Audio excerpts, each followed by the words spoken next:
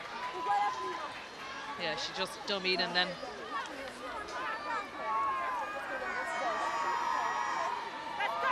Initially have opted for the scrum.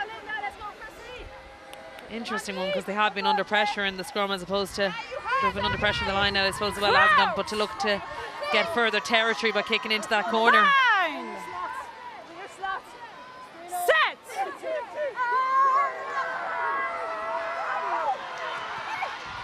Well, they just about managed to get it out of there in the nick of time. Barretton looking to pop one for Furlan, but that's gone forward. And maybe ruining the fact they went for that scrum. They were under pressure straight away. Yeah, you could see the power from Ireland. They were driving as an 8. They got it up on the left-hand side to allow the Irish flankers get off into that defensive line. 3 and 14. Well, we were contemplating and wondering about changes, and here they come now. 4, 6. Yeah. And from left to right, we've got Brittany Hogan and Aoife Wafer on for her debut. Aoife Doyle back in the 15th fold as well. But talk to us about Aoife Wafer, who's come on wearing number 20, 19 years of age, and her sister's been in action with the Ireland under-18s, I think, this weekend. A busy weekend for the family, but what is she going to bring? Yeah, I've obviously seen her play for Blackrock. She was the Leinster under-18s captain. I don't know a huge amount about her, but as far as I know, really hard tackling, hard grafting back row player. Tanya Rossert coached her on the way up at underage, and just said that she's just a hard player and come from Enniscorthy.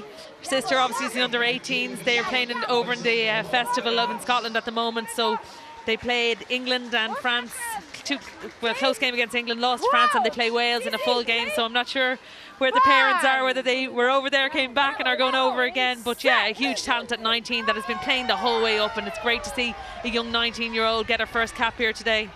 Not a bad situation to come into either, with your side leading 24 points to 3. That's a brilliant kick from Stacey Flood.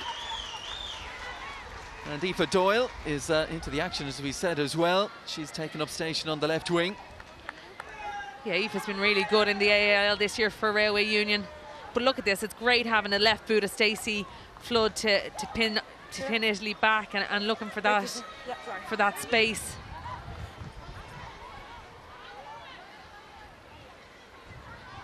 Interesting, Aoife Wafer, she's not in the line at the moment. She's lining out in midfield. That's definitely crooked.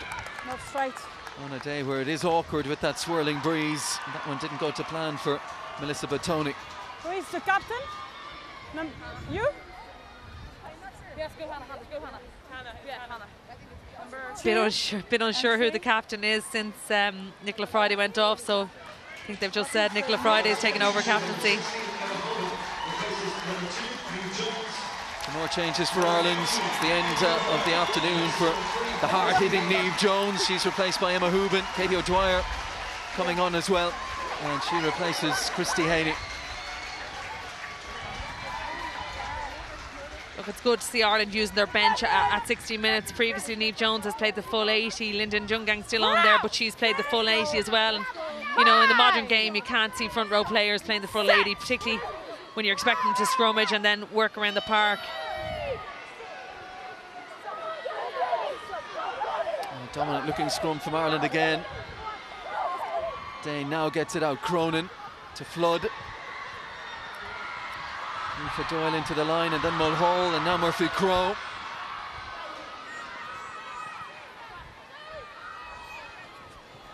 Wafer gets her first carry as a senior Ireland international. Katie O'Dwyer doesn't waste long in getting her hands on the ball. Here's Cronin, Flood. There's the kick through again. The chase led by Eve Higgins. You can just see with Stacey Flood, the Italians, they're not quite sure what to do with her, because she's mixed that game up. She's run, she's passed, and look for those kicks in behind as well. Yeah, it's that triple threat that she has, and because she's playing it flat on the gain line. Confirmation that Hannah O'Connor has taken over the captaincy. So obviously Nicola Friday is squad captain, but then the senior players group includes Nicole Cronin, Hannah O'Connor and Catherine Dane. So it was always going to be one of those three that took over the captaincy.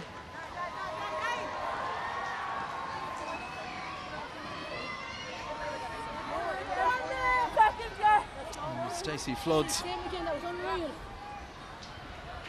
some conversation with Nicole Cronin as to what the plan is here off this set piece just outside the Italian 22. 17 and a half minutes remaining. Musgrave Park, Ireland in the ascendancy. Once again, that scrum is strong. Barretton looking to pounce on Catherine Dane. Penalty, Ireland look to go quickly. Back. 6. Move. La 6, elle est pliée. Scrum. The scrum has been dominant. Big challenge ahead, of course, at Welford Road against that England pack. You look at the 10 tries England scored yesterday, 7 came from the forwards. There's going to be a lot of work ahead. Well, particularly when it's probably going to be a much changed Irish squad, as you said previously. A lot of those Irish players, not sure exactly who, whether it's all going to be Oldham, and will be off to Langford to play in the sevens. What an ovation for Amy Lee Murphy-Crowe as she leaves to be replaced by Enya Breen.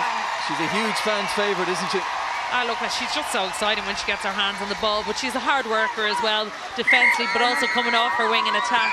And we just see positional change. Enya Breen's coming in at the centre at 13, and Eve Higgins has moved out to the wing, I think.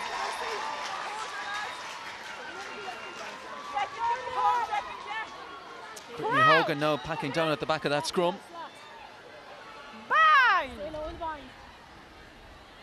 Enya Breen from Skibbereen on for her 12th cap.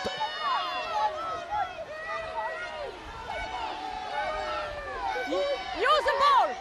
And even with all those pack changes, that scrum is still rock solid for Ireland. Here is Mulhall, shadowed all the way across the pitch by Manuela Furlan. Quick ball from Dane again. Flood gets it away to Higgins. Has that uncoachable ability, Eve Higgins, to be able to step and find spaces.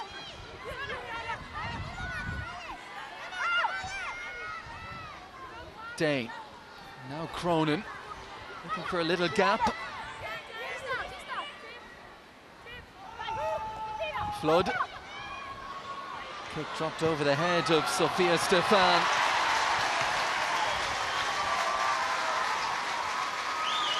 Again, just clever play, picking out where the space is, playing the game in the right positions of pitch, which they were guilty of not doing in the first 2 games, and just better game management from Ireland. Well, the aim at the outset of the season for Greg McWilliams was to win the 3 home games, but we saw Wales, an entirely different proposition to what they've been in previous years. Came up with a big result at the RDS, having gone 3 years without a Six Nations win. And then after defeat in Toulouse, well, there was always eyes on this game for Ireland and what they could produce here in Cork. The Italians under pressure. No, drop off. It's you. No. I think Ireland asking was that one carried or played back in by the Italians, but it's going to be a dropout for Sarah Barretton. 1. So Linda Njungang, she will get a rest, and on comes Chloe Pearce.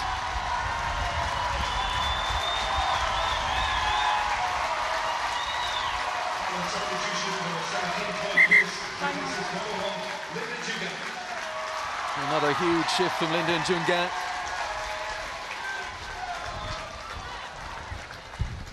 Yeah, you can just see that wind is picking up even stronger now.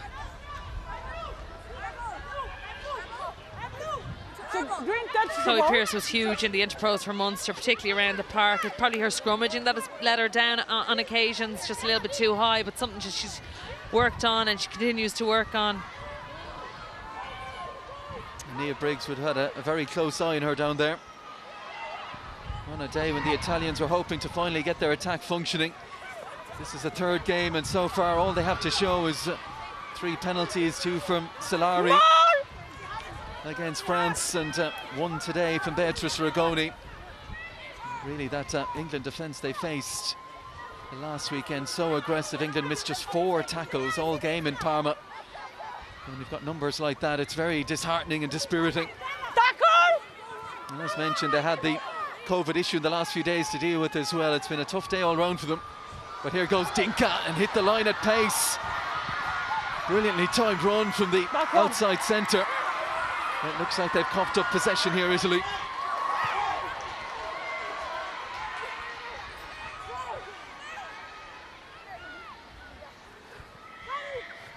Dinka showing in that moment what she's capable of.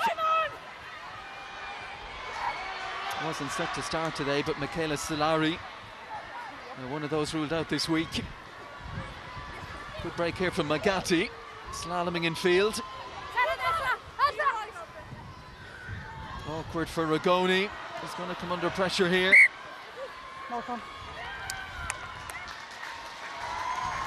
Yeah, Italy just do such great work at times. That line by Dinka, that weighted pass was outstanding. Make such gain line carries, such yardage for a knock on, and just give Ireland that impetus to get back down the pitch. Brilliant line by her. Just a bit of confusion between Enya Breen and Eve Higgins there. Great chase back from Higgins though. Work off the ball, always hungry, looking for work. Beautifully balanced, upright runner, Dinka. Just her 7th cap at the age of 20. And Nicole Cronin requiring some attention. 2007 was the last time that Ireland failed to win any of their opening 2 fixtures. They lost their 3rd that year as well against England. So this was always going to be, as we said in the circumstances, a very big fixture for Greg McWilliams, and he was speaking ahead of the game, you know, what it would mean. You're trying to get the processes right, you're getting a good environment around the camp as well, but you want tangible reward as well, and it looks like they will get that today in terms of the win. Yeah, look, these 2 teams are on different paths. This is an Italian team going to a World Cup, huge experience. I imagine they will have loads of retirements after the World Cup. This is a new, fresh Irish side that we said this year have a year of grace almost, but they still want results, and they still need results to keep this big public support from them and the crowds to come out and watch them play. Cronin back to full fitness. Into the line comes Enya Breen. Dane.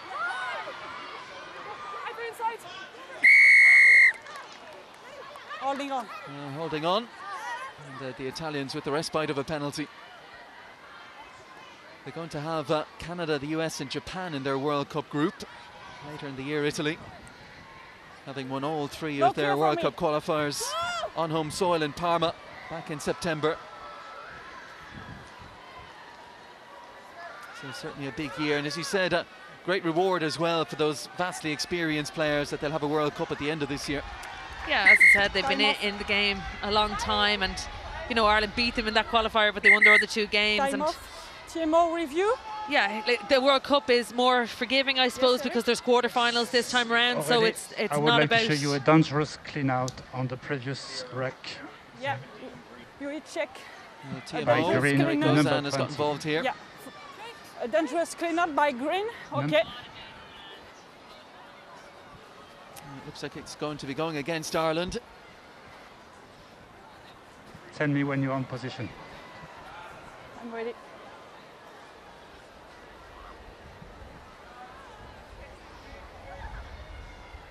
Now, what is the TMO scene here?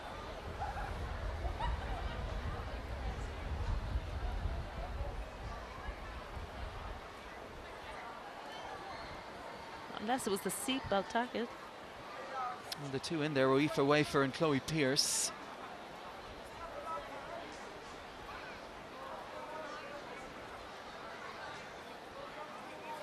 And that is Chloe Pierce just left a picture. Unless he's looking at some sort of roll by Aoife Wafer, crocodile roll, but it's... Yes. Already I'll show you all the angles. Yeah, for me, the position of the blue is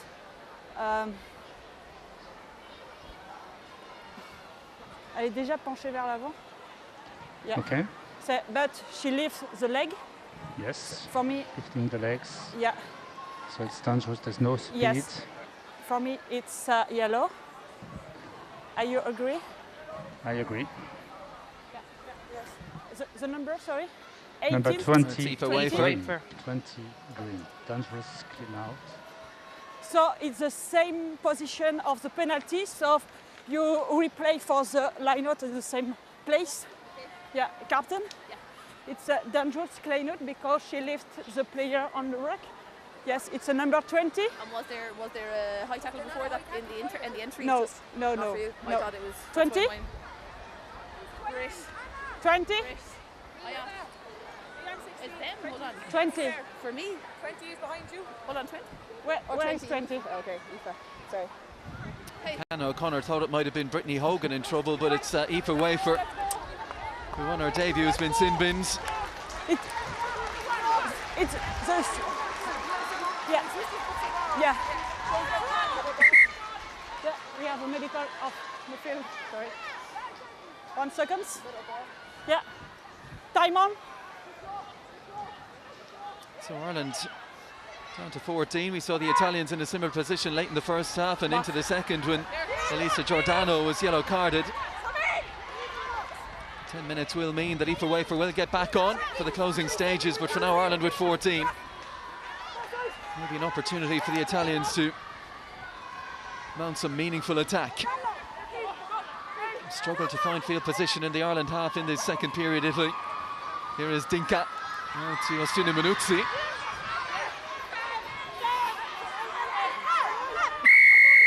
No. And a penalty, and it's the tap and go from Sarah Baratin. No advantage, no 10.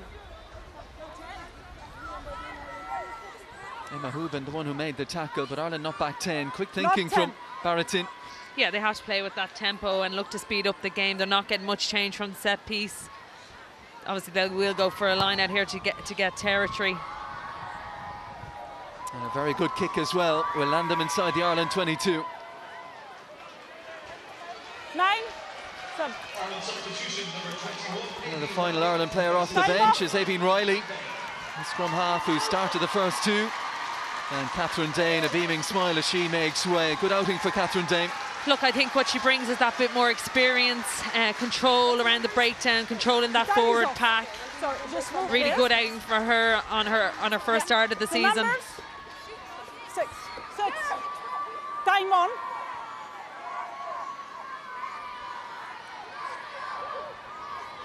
Italy secure the line out and now look to get their own maul going. Ball in the hands of Bettoni and Baratan exhorting every bit out of that pack. Same ball. Advantage collapsing. Ireland have collapsed it, Italy advantage.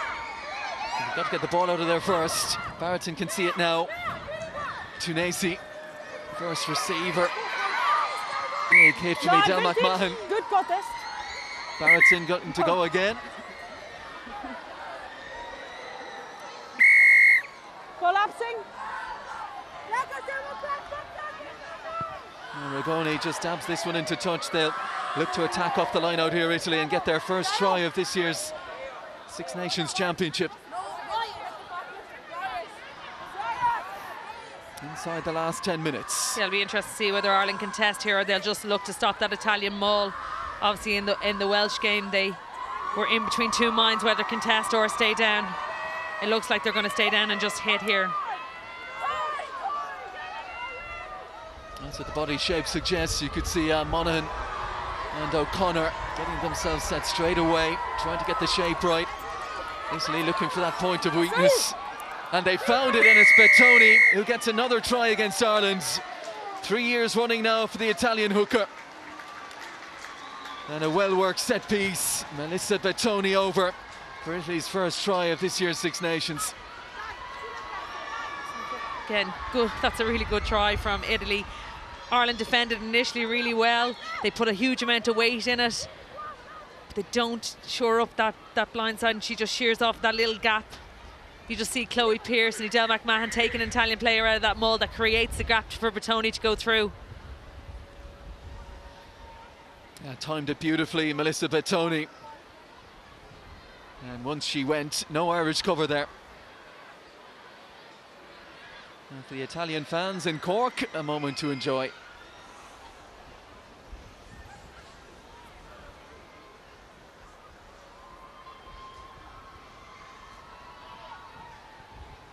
This is not easy for Beatrice Rigoni.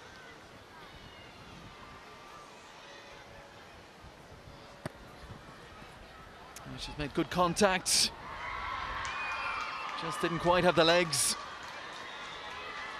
Yeah.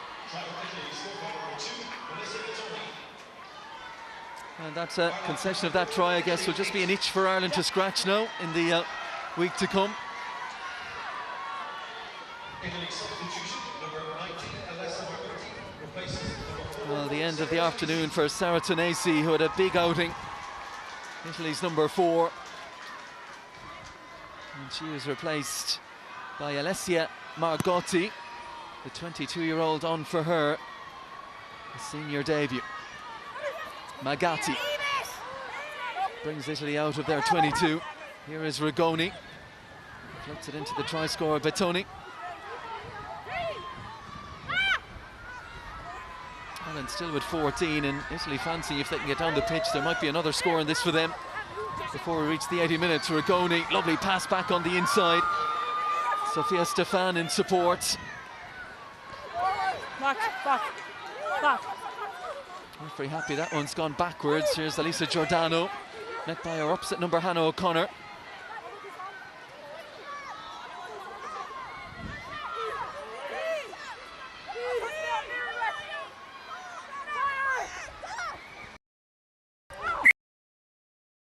That looked high from Sam Monaghan.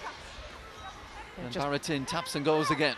Yeah, it's keeping that tempo, high tackle, seatbelt tackle from Sam Monaghan there, but Italy just need to see out the last 6 minutes and play with ball in hand, and as they say that, they turn it over. Stop it! And Brittany Hogan gets it away to Mulhall, who kicks ahead, and that is very dispiriting for the Italians.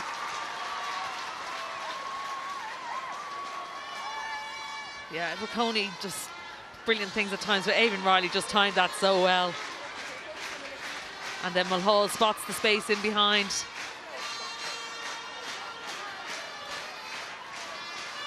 Well, it was Lucy Mulhall's try. 21 minutes into the game, they got Ireland up and running after Rigoni had kicked the early penalty for Italy. Then Amelie Murphy-Crowe, controversially, we feel at least, with that try disallowed just after the half hour. But Niamh Jones, 5 minutes before the break.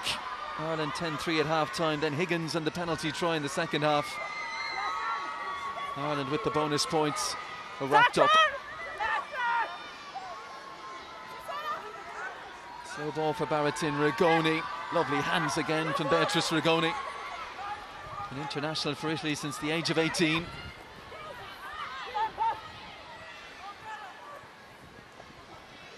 Still looking to run it and find those holes, but they've knocked it on here. Ireland advantage. And Riley surveying her options. Flood has turned the Italian defence again. It's another superb kick. But Stefan took a chance there in palming it back in field. Aoife Doyle was a hair's breadth away from getting her hands on that and running it in for another Ireland try.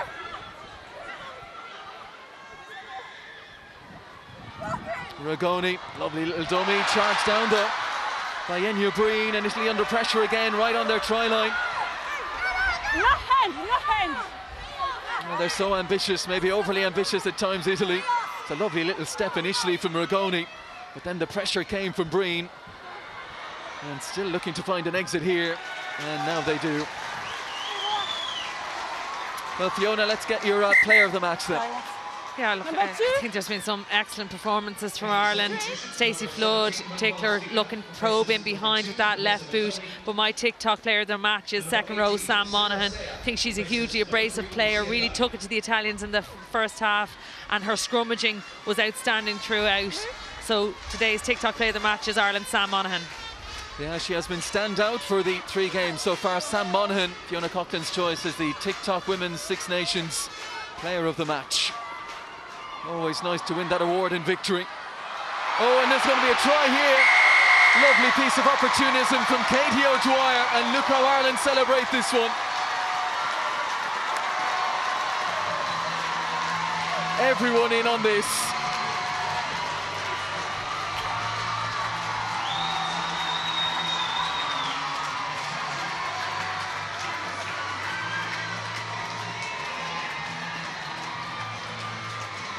Really well read by Katie O'Dwyer. Very opportunistic, as you said. Bouncing ball, she claimed it. Well up, pressure from Brittany Hogan in front. Just that catch and pivot, ballerina-esque. Oh, that is outstanding piece of handling from Katie O'Dwyer. Might have been disappointed not to start today, having started the opening 2 games. But she has come on in this second half, and that is a moment that will live with her for a long, long time. Plucked it out of the hands of Alessia Margotti. Great and over for the try. Sorry, great pressure in the line out though from Brittany Hogan to get up, and just Italy fumbled that ball that it's loose then for Katie O'Dwyer to come on to, but she had tough work to do. Oh, Nicole Cronin, the crowd thought that was over, just drifted at the last minute. 5 tries as we head towards full time, and that's a very healthy looking scoreboard for Ireland.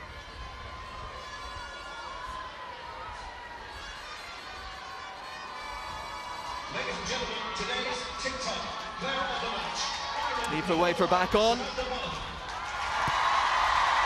Sounds like a popular choice from the fan reaction. Sam Monaghan, man of the match, or player of the match rather.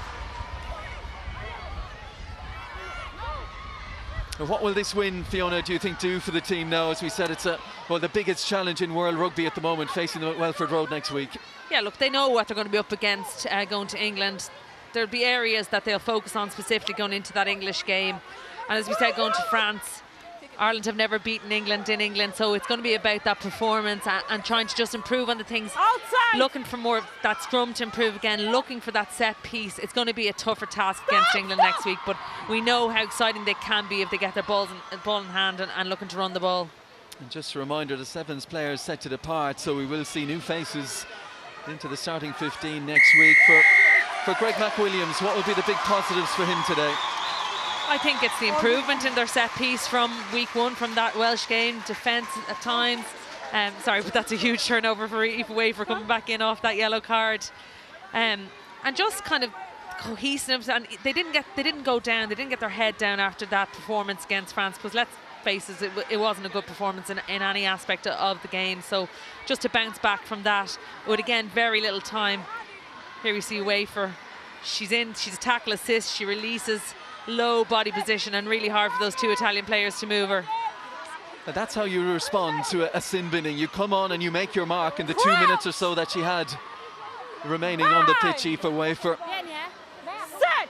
For the Italians, incidentally, it will be Scotland in Parma next, and they'll feel they can pick themselves up maybe from this and get the win that they were chasing today, that maybe that might come for them next week. They will finish in Cardiff against Wales, Italy. Ireland, as mentioned, Welford Road against the English. Scotland at Kingspan Stadium up in Belfast. And they'll enjoy this victory after the opening 2 defeats. And particularly enjoy it with 5 tries in the bag as well, and all different sorts of tries as well. There was pressure on this fixture. You talk about pressure at the top, England and France. That will all be decided from match day 5 in Bayonne. But pressure at the bottom as well, 2 sides that hadn't a victory to their name coming into this one. It's Ireland who've come out victorious. And worthy winners today. You know, they dominated set piece, they dominated possession and territory. Just played a really clever game. Italy at times tried to force it. Obviously, the lead into it was horrible for Italy, losing players to COVID, you know, having to change their starting team, just things not going their way, and then put themselves under a huge amount of pressure in the first half, not using the win to their advantage. But all credit to Ireland, brilliant performance and well-deserved winners. So that is it. Ireland have the victory at Musgrave Park in Cork. 5 tries in the bag as well. It is finished. Ireland 29, Italy 8.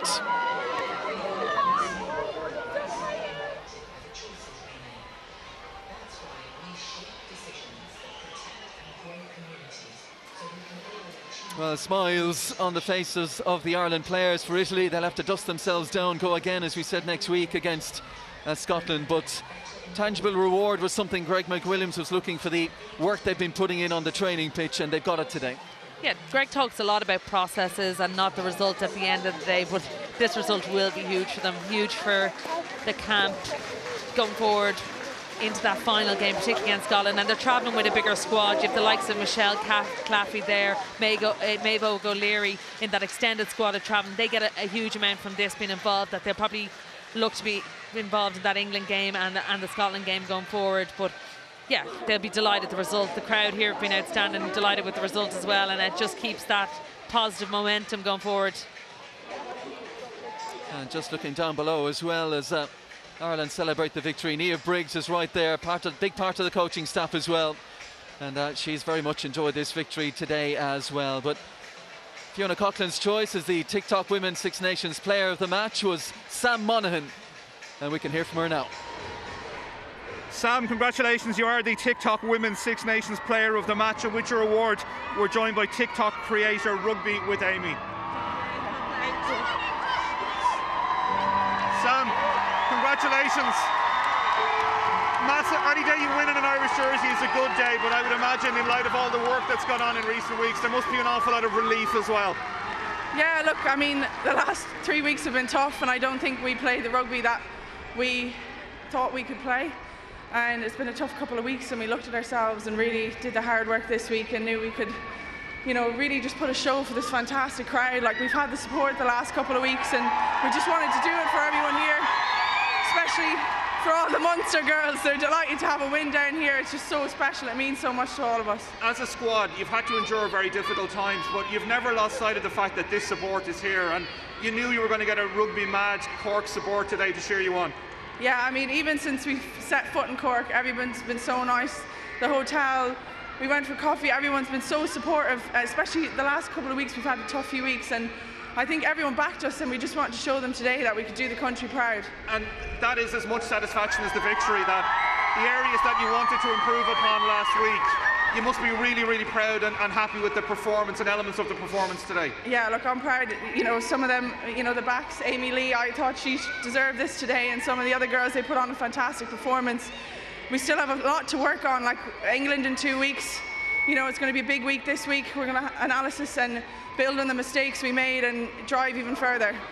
But how important can it be for this squad to get a victory like that, get a win in the ledger, and use this now as a springboard to justify all the work that's gone on in recent weeks? Yeah, I mean, this is just the start. This is momentum building now, and we'll work on from here. And this is just the first step of the rest of our journey. We're really excited for the next couple of weeks and make a big stamp on the rest of the Six Nations. Congratulations on the victory. Thank you for your time.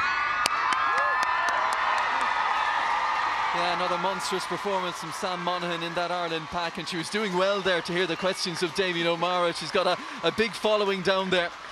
She enjoyed it, and Ireland now going to take the acclaim of the support here. Maybe it is there is something to the Musgrave Park factor. We saw how big it was for the Ireland men's under-20s in recent years. Look, I think it's been a good decision to move it around the country, have it in Dublin first, then down here, and then up to Ravenhill. And it's just fans, like, it's a brilliant day out for young kids aspiring to their role models out there on the pitch, and that's huge. You know, you see the following on social media, and it's just huge for these squads. A lovely moment for Enya Breen, but I think we can now head back down to Damien here from the Ireland captain, Nicola Friday.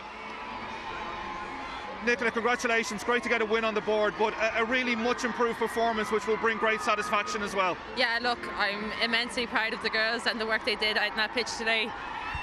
Like, we knew that this was what we could play like if we could just get certain things right, like exiting and playing in the areas of the pitches that we want, and the control of that game was so much more improved from previous games. Look, and I'm extremely proud of the girls for that. Has that been almost the sole focus this week, just to try and improve on those areas that are within your own control? Yeah, look, we took a hard look at our set piece, said that needed to have a big improvement, and we did. That was really well improved today, and then just playing in the right parts of the pitch, and like playing the kind of conditions as well. Like, we had a tough win against us in the first half, so just by playing smarter rugby, and that's what the girls did. They demonstrated that. Great to get a win in the column, and it's hopefully such a springboard of momentum for this squad now. Yeah, look, it's something that I think the girls deserved. It's been a tough 2 weeks, but I always knew that they had the talent within themselves to get this performance.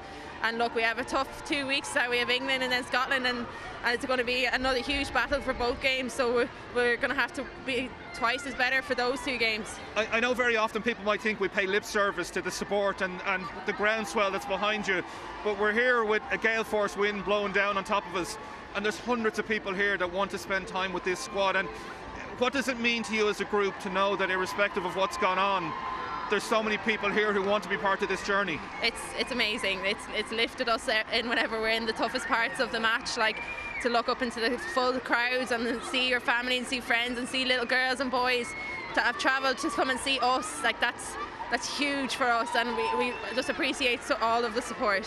Enjoy the celebrations. Thanks for your time. Thank you very much. Thank you. Thank you. You can feel the emotion coming from the Ireland captain, Nicola Friday. Her first win as Ireland captain. Yeah, it's huge for her as well. And, you know, as she said, there's still huge areas that they need to improve on, but it's part of that journey, process and momentum. This is a really important step in the momentum at the start of a very young squad's journey with a new management, and this will be huge for them. Italy, on the flip side, you know, they were disrupted week in, but they're going to go back a week off now to get things right for their home game against Scotland, and that now is a huge and pivotal game for them. And I think from an Ireland point of view, not just to win the game, which was important, but to win it the way they won it as well. We heard Nicola Friday saying how they played the conditions, particularly how they got the set piece right today, and all eyes were on that. But in particular, and also Stacey Flood's kicking game, how they managed the game, the conditions. Yeah, that was something.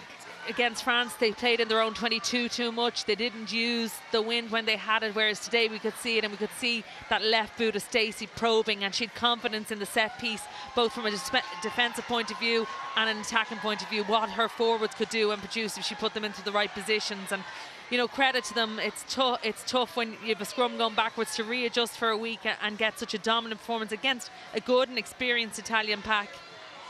Well, I think she's across to the far side of the pitch at the moment, signing autographs and taking photos. She's going to miss out on this team photo here, which is a lovely way to finish the day for these Ireland players. So for Ireland, it is the victory. Let's get the view of the Italian camp now. We can hear from the boss, and that is Andrea Di Giandomenico. Andrea, not the result that you wanted. How do you reflect on the Italian performance?